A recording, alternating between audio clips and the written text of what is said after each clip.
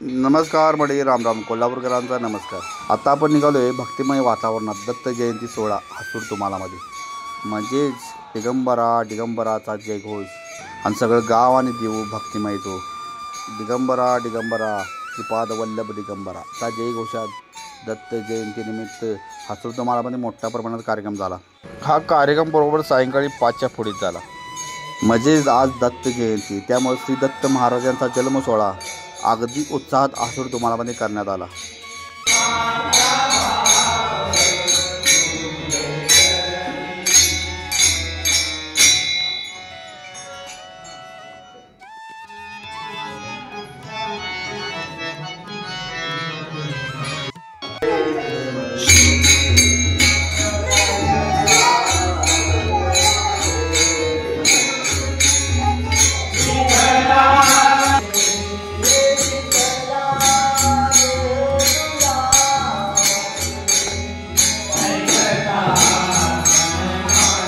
दत्त जयंती म्हणल्यावर महाप्रसाद आमच्या गावात सगळी लोक जेवायला त्या महाप्रसाद म्हणून 5 पायलेची 5 पातेले भरूनच साईडला ठेवलेली लोक गावकरी आणि पुढे सगळ्यांनी मदत केली हो। म्हणजे जेवण करणारं मंडळ आणि सगळं गावातलं मित्र मंडळ आणि तरुण मंडळ आणि तरुण पोरं सगळी गावातली सगळी जेवण करावी होती बघा। म्हणजे लहानापासून म्हातारे माणसं होते जेवण करायला, त्यामुळे जेवणाला टेस्ट एक नंबरच आणि देवाचं जेवण म्हणल्यावर काय विषय नाही। जेवणाचा विषय असला तर जुनी एक गोष्ट आठवली, म्हणजे 1995 ला सुरुवात केली ती पारायण। म्हणजे पारायण जी लोक पुढे होती त्यांच्या घरातले तांदूळ घेऊन जेवण केलं पहिल्या। देवळात कोण कोण येत होतो त्यावेळी दत्त जयंती साजरी केली, म्हणजे पाळणा सुंठवडा। नंतर प्रस्त कसं झालं, गलीन तांदूळ गोळा केलं आणि महाप्रसाद केला। परंतु झाला विषय कसा, अनाउन्समेंट केल्यानंतर गाव सगळं जेवण, त्यामुळे लोकांना गावात पुरलं नाही जेवण। त्यानंतर 1998 साली गावात एक दिंडी काढली आणि महाप्रसादला सुद्धा पैसे जमले उल्फातील लोकांनी सगळ्या। 1998 नंतर खतरनाकच काम झालं जेवण। म्हणजे मला लक्षात येतं 1998 ला मी लहान होतो त्यावेळी जेवण हसूर तुम्हालामध्ये टॉपचं असायचं, म्हणजे खीर मोठ्या कढईत। त्यापासून महाप्रसादाचा कार्यक्रम झाला बघा, आतापर्यंत चांगला घडला आहे। दत्त जयंती असल्यामुळे चांगल्या पद्धतीने पूजा मांडण्यात आली,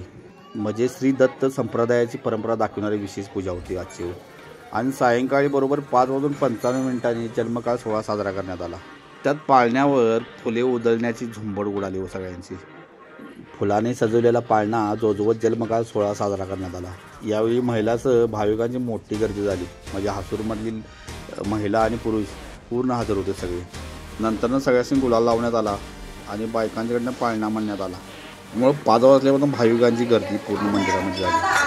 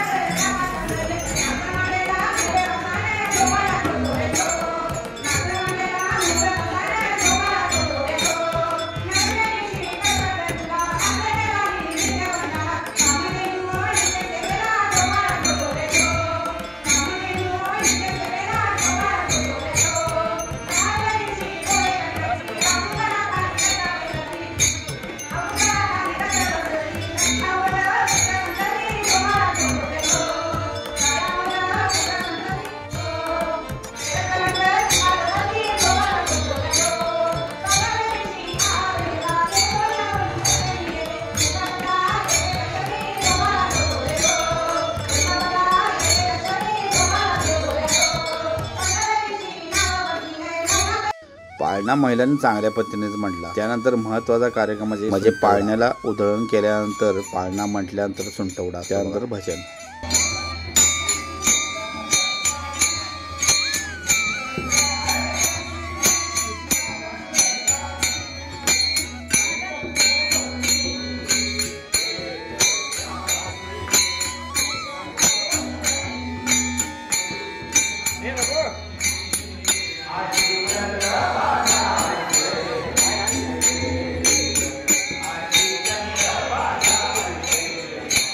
दिगंबरा दिगंबरा श्रीपाद वल्लभ दिगंबरा. जय जय घोषात हसूर तुम्हालामध्ये उत्सव म्हणजे जन्मकाळ अगदी चांगल्या पद्धतीने साजरा करण्यात आला. त्यामध्ये हजारोच्या संख्येने भाविक जमले आणि हा दत्त जयंती गावातला दिवस पूर्ण आनंद दिवस असतो. महत्वाचं म्हणजे बायकांचा आनंद जास्त असतो. जेवणाला सुट्टी जास्त हो द्यावी म्हणजे श्री दत्तात्रय यांच्यामुळे महिलांना एक दिवस सुट्टीच भेटते हो जेवणाची. जेवणाला सुद्धा मस्तपैकी भात भाजी शिरा आणि आमटी म्हणजे जेवण असं एकदम मस्त. जेवणाला लोकांनी आनंद लय घेतला. तसेच हसूर तुम्हाला मधले पण भाविक थोडे होते जेवायला आणि भाटवाडे आणि सोनाळ्यामधले थोडे थोडे भाविक म्हणजे वारकरी संप्रदाय कधी चुकवत नाही. कारण हा मान दत्तात्रय यांचा वारकरी संप्रदायाचा मान जास्त असतो. म्हणजे श्री दत्त जयंतीनिमित्त हसूर तुम्हाला मध्ये शनिवारी संध्याकाळी महाप्रसादाचा आनंद आणि लाभ भाविकांनी घेतला हो. म्हणतात ना श्री दत्त जयंतीचा सोहळा पवित्र, भाविकांच्या मनात आनंद अमृत, अन्न छत्रात भरले प्रेमाची थाळी, प्रसादातून उमटले संतांचे बाळे, अशी ही प्रचिती श्री दत्त जयंतीनिमित्त हसूर तुम्हाला मध्ये पाहण्यास मिळाली.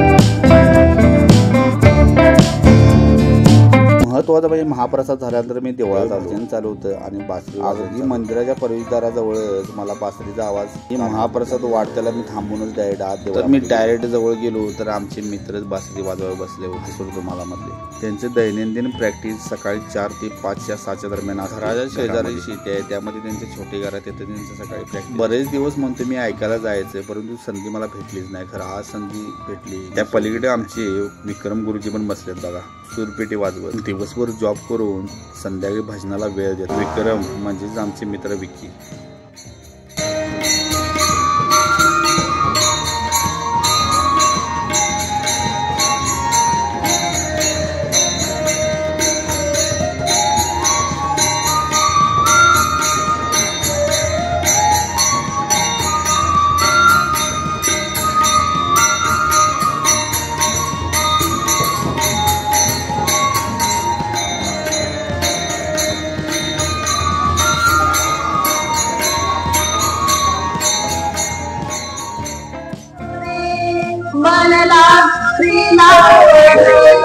मनला बोले लागले मन लागू रे माझे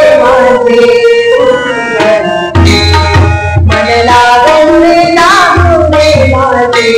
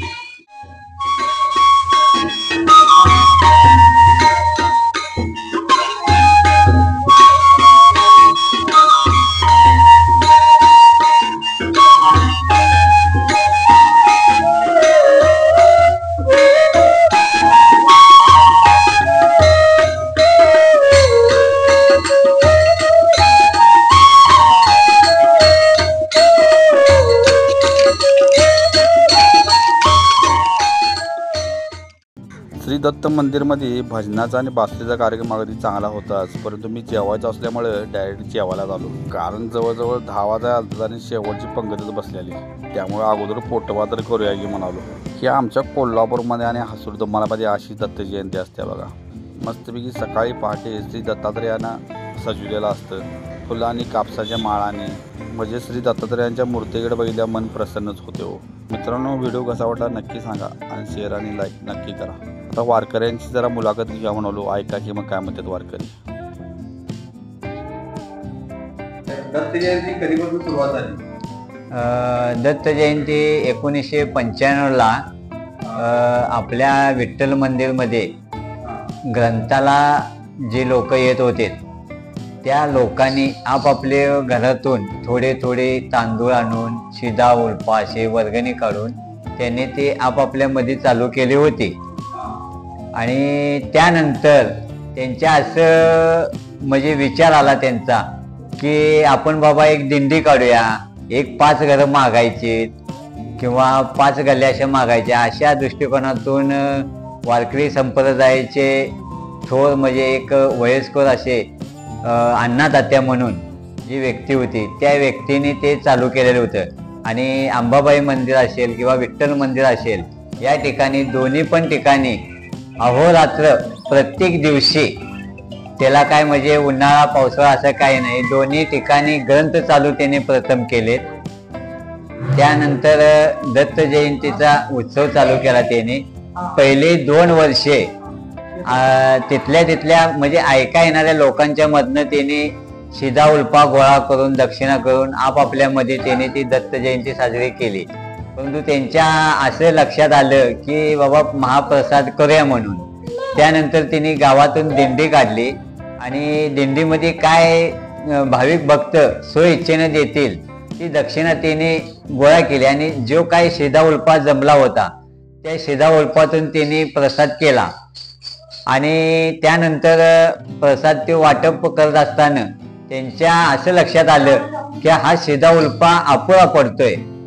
असं म्हणल्यानंतर काही गावातील भाविकांची अशी प्रतिक्रिया आली की बाबा आम्ही दिलं असतं, आमच्याकडे मागितलं पाहिजे होतं. अशी लोकांची प्रतिक्रिया आल्यानंतर आम्ही मग विठ्ठल मंदिरमध्ये दक्षिणा गोळा करायचं असं ठरवलं. आणि त्यानंतर 98 पासून ते आज तागायत विठ्ठल मंदिरमध्ये स्वइच्छेनं कुणा उभी असे दांडगाव न करता किंवा कुणाकडेही मागणी न करता कुठल्याही पद्धतीची मागणी न करता जे काय भावी भक्त आपल्या स्वइच्छेने देतील त्यामधून आज तागायत चाललेला आहे. आणि हा प्रसाद असाच पुढे चालूच आम्ही ठेवायची अशी आमची एक मानस आहे. आणि हा पाया तसा बघायला गेलं तर अण्णा तात्याने घालून दिलेला आहे आम्हाने. आणि त्या पद्धतीने आम्ही ते आजपासून चालू ठेवलं आहे. 7 दिवसाचं पारायण असतंय आमचं. 7 दिवस आम्ही सकाळी पहाटे येऊन 5ला अभिषेक वगैरे सगळं घालतो. 7:30-7च्या दरम्यान आमचं पारायण चालू असतं. दररोज 1000-1,500 असे ओवीचे आम्ही पारायण करत असतो. आमच्यामध्ये 7 लोक असतात. काही लोक थोडे हे नवीन आलेले आहेत, काही थोडी प्रथमपासून आहेत. आमचे आता मित्र बाबूराव बैठे असतील, बिवाई साहेब असतील, किंवा आमचे आनंद महाराज असतील, MT पाटील असतील, अशा लोकांच्या सहकार्यातून आतापर्यंत हे चालत आलेलं आहे. आता दिवाळ्यांना तुम्ही अन्नदात्यांच्याविषयी 2 मिनिटं 4 शब्द सांगा. हरिभक्त तुकाराम गणपती पाटील उर्फ अन्नदात्या हे तसे बघायला गेलं तर म्हणजे शाहीर होते आणि शाहिरीतून तिने आमच्या वारकरी संप्रदायामध्ये माळा घालून प्रवेश केला. आणि ज्यावेळी आपल्या नरसिंहवाडी येथे कुंभमेळा भरला, त्या कुंभमेळ्याला लाखो लोक होते आणि त्या लाखो लोकांमध्ये त्या अन्नदात्यांनी आपण स्वतः प्रवेश करून काही लोकांना नेऊन तिथून पुढे जे तिथलं कुंभमेळ्याचं जे दत्त जयंती किंवा दत्त उत्सवाचं जे पारायण असेल, सोहळा असेल, हा त्यांनी प्रत्यक्ष आपण डोळ्याने पाहून आणि तो उपक्रम आपण इथं राबवावा असं त्यांच्या मनामध्ये आलं आणि आम्हाला बालगोपाळाला घेऊन त्यांनी हा उपक्रम चालू केलाय. हा जवळजवळ आता 25-30 वर्षाच्या पुढं हा उपक्रम चालू आहे. शिदाउल्पा गोळाकडे म्हणजे जसं तुमचा गाणगापुला अन्नदान भिक्षा मागणे तशा पद्धती स्वतः डोळे घेऊन स्वतः भजनाचा हे घेऊन गल्लोगल्ली फिरून ते काय होते ते दक्षिणा शिदाउल्पा सुद्धा आणून द्या आणि असा प्रमाणे तो उत्सव त्यांनी चालू केला. आणि ते उत्सव चालू करत असताना गावकऱ्यांची त्यांना भरपूर साथ मिळाली. तिने कुणाला जे काय काय पाहिजे ते त्यांना दिलं. त्या प्रमाणात न आता जवळजवळ संपूर्ण गावाचा महाप्रसाद हा दत्त जयंती उत्सवला होत असतो. तसेच त्यांनी आणि दुसरा उपक्रम एक चालू केला. आमचे मित्र श्रीपतराव खराडे इथं होते आणि इथल्या मंडळात ते नानेबाई विठू खराडे असे ते तुमच्या सामुदायिक नसल्यामुळे त्यांनी म्हटले बाबा आम्ही आमचे पाहुणे पे कुरुगलेला आहे, तिकडे त्या चैत्राला वगैरे जातो, काय करतो तर चैत्राचा उत्सव आपण इथं आपल्या इथं साजरा करूया. आणि समोरच आपलं हनुमान मंदिर आहे आणि त्या हनुमान मंदिरामध्ये सुद्धा त्यानेच हा सगळ्या गल्लीच्या गावकऱ्यांच्या माध्यमातून हा चैत्राचा सप्ताह चालू केला. त्या सप्ताहामध्ये दासबोध ग्रंथ वाचन 7 दिवस केले जाते. मग सकाळी अभिषेक वगैरे सगळं रोज होतं, वाचन होतं आणि शेजारच्या सर्व लोकांनी एक दिवस त्यांना नाश्ता चहा पाणी त्या वाचकांना वगैरे दिलं जातं. आणि शेवटच्या दिवशी असंच पौर्णिमेला हनुमान जयंती उत्सवाला सकाळी 6 वाजता महाअभिषेक झाल्यानंतर तिथं त्यांना हनुमंतांना काय करतं पाण्यामध्ये घातल्याचा जन्मोत्सव मोठ्या प्रमाणात केला जातो. असं कार्यक्रम बऱ्याच ठिकाणी तिने असा म्हणजे संपूर्ण गावामध्ये आता आपल्या गावात तिने आणि असं एक पडला पडला आपल्या गावामध्ये वारकरी संप्रदाय तर आपण वारकरी संप्रदायामार्फत 3 वर्षांचा अधिक मास येतो आणि त्या अधिक मासावर सप्ताह चालू करायचा.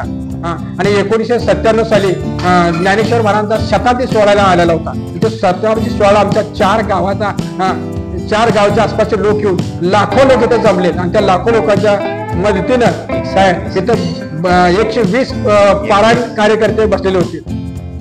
आणि हे कार्यक्रम बसलेले असताना त्याने त्यांच्या आणि डोक्यात मोठा उत्सव झाला आणि त्यापासून आम्ही स्पीकर सेट वगैरे सगळं असं केले. देणगेदार होते, आनंद महाराज होते, तसंच इथं जमलेले आमचे सगळे पवार दादा असतील, खराडे श्रीपतराव खराडे असतील, असं म्हणजे गल्लीतले असे लोक घेऊन म्हणजे त्यांची धार्मिक देखील त्यांनी ओळख केली. आणि त्यावेळी सुद्धा त्यांनी MK साहेब सुद्धा होते. अशा जी साथ घेऊन आमच्या सगळ्या संघात त्या तुमच्या जास्तीत आमच्या सापरायला साथ दिलेले आमचे यशवी झाडगे म्हणून होते, सदाना तेले होते, देवबाहरी पाटील, लवारी पाटील अशी ही मंडळी संप्रदायाला शेकडून असणारी आणि तिने शेटे महाराज असतील आणि यांनी सगळ्यांनी संप्रदाय मोठा केला. आणि त्या अधिक मासामध्ये 11 दिवस भागवत वाचन होतं, भागवतचं पारायण होतं आणि 4 ते 6 रोज सायंकाळी भागवतवरती प्रवचन केलं जातं 2-2 तास. असं करत करत गेलं ते त्या महिन्यामध्ये विठ्ठल मंदिरामध्ये दत्त जयंती उत्सव, श्रावणामधल्या पंचमी ते अष्टमीचा जो कृष्णाष्टमीचा उत्सव असतो तो 8 दिवस मोठ्या प्रमाणात चालू केला जातो. आणि त्यानंतर आता होळी पौर्णिमेच्या वेळी किंवा होळीच्या वेळी तुकाराम गाथेचं पारायण केलं जातं. असं त्यांनी काय केलंय एक भगवंताच्या जवळ जाण्यासाठी भगवंताने काय सांगितलंय एक नामच केवळ मला गेला कलियुगामध्ये तुमच्या नामानं उद्धार होईल आणि नामानं उद्धार झालं तर पारायण नाम जप असं तिने काय केलं प्रत्येक वेळी असं चालू केले. कृष्ण पक्ष असेल उत्तर पक्ष असेल या निमित्तानं त्या गावामध्ये अनाथ वारकरी संप्रदाय मावलाय. तसे भक्त जण सुद्धा अनाथ मागल्या स्वेच्छाने अन्नदान करणारे लोक मग तीर्थक्षेत्रावर असेल आपल्या स्वतःच्या गावामध्ये असेल अन्नदान करते आपल्या गावामध्ये भरपूर असे श्रद्धेचे. आणि यामुळं कसं या गावाचा विकास त्या संप्रदायाच्या मार्फत त्यांनी साधायचं भरपूर कार्य केलं आणि ते स्वतः अंबाबाईच्या देवळामध्ये चिंतन करत असताना रोज हरिपाळ वगैरे करत असताना अकस्मात त्यांना भगवंतांना 2 मिनिटात त्यांना मुक्ती दिली.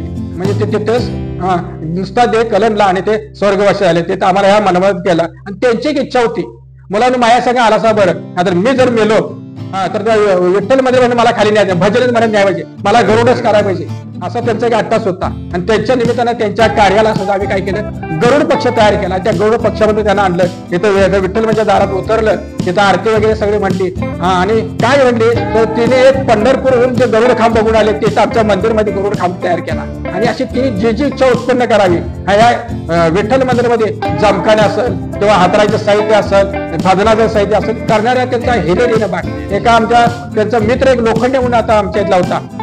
ते खराडे बाबांच्याकडे कामाला होते आणि ते कामाला असणाऱ्या 3 रुपयाच्या पगारमध्ये त्याने काय केलं, त्याला 51 रुपये दिलेले होते. आणि त्या 51 रुपयाची फेड त्या लोखंडेने आज लाखोपती झाल्यानंतर लाखोपती झाले त्यांनी काय केलं, त्या विठ्ठलमध्ये 10 ते 11 जमखाने आमच्या इकडं म्हणजे दान म्हणून दिलेले. असे तिने कसं काय टाळ असतील, मृदंग असेल, पंढरीच्या वाडीला जाऊन कार्तिक मासामध्ये सगळं विठ्ठल मंदिर टाळ मृदंग विणा ग्रंथ वगैरे साहित्य आणलं, ग्रंथ सामुग्री केली.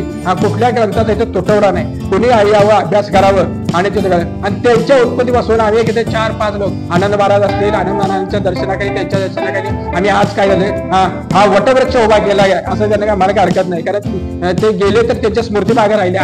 आणि आज आमच्याकडे कसं आहे प्रवचनकार कीर्तनकार हे तिन्ही होऊन सगळं इथं तयारी केलं. आणि ठिकठिकाणचे वारे, आळंदी वारे असेल, पंढरपूर वारे असेल, अशा ठिकाणी आम्हाला त्याने येऊन मोठ्या प्रमाणात असा कार्यक्रम. आता सांगता कार्यक्रम तसं बघायला गेलं तर जेवणाचा वगैरे संपूर्ण झाला. त्यानंतर 5 वाजून 5 मिनिटांनी दत्ताच्या मूर्तीचं जन्मकाळ केला गेला. आणि दत्ताच्या मूर्तीसाठी आमच्याच गावचे एक प्रतिष्ठित व्यक्ती पांडुरंग सुभानव गुरव यांनी एक 2 वर्षापूर्वी पाळणा इथे एक दिलेला आहे चांदीचा. त्यांचे विशेष करून आभार मानले पाहिजे आमच्या संप्रदायातर्फे. आणि त्या पाळण्यामध्ये दत्ताची मूर्ती घालून त्याच्यामध्ये संपूर्ण फुलाने सजवून वगैरे सगळं त्याचा 5 वाजून 5 मिनिटांनी आम्ही जन्मकाळ केला. त्यानंतर त्याचा पाळणा म्हटला गेला. त्यानंतर भजन संप्रदायाच्या माध्यमातून केलं गेलं. आणि त्यानंतर मग भोजनाची पंगत पडून येता सगळ्यांनी महाप्रसादाचा लाभ घेतला. आणि अशा तऱ्हेने 9-9:30च्या दरम्यान आमचा महाप्रसाद असे संपूर्ण सांगतात. आणि या निमित्तानं ठिकठिकाणी आमच्या गावामध्ये जन्म उत्सव असेल, कुठला संप्रदायाचा कार्यक्रम असेल, या निमित्ताच्या कारणासाठी आणि त्या प्रसन्नासाठी आमच्याच गावचे एक कृष्णा दादू बागडे यांचे चिरंजीव महेश कृष्णात बागडे यांनी आम्हाला म्हणजे प्रक्षेपणच्या द्वारातनं किंवा माहितीच्या द्वारातनं किंवा ज्ञानाचा प्रसार प्रत्येक गावामध्ये प्रत्येक भक्तामध्ये व्हावा या निमित्ताने त्यांच्या चॅनेलच्या निमित्तानं प्रसिद्धी दिली. त्यांचे फार मोठे आमच्या उपकार झाले आणि त्याचे आभारही आम्ही मानू शकतो. जय हिंद, जय महाराज, जय हरी, जय रामकृष्ण.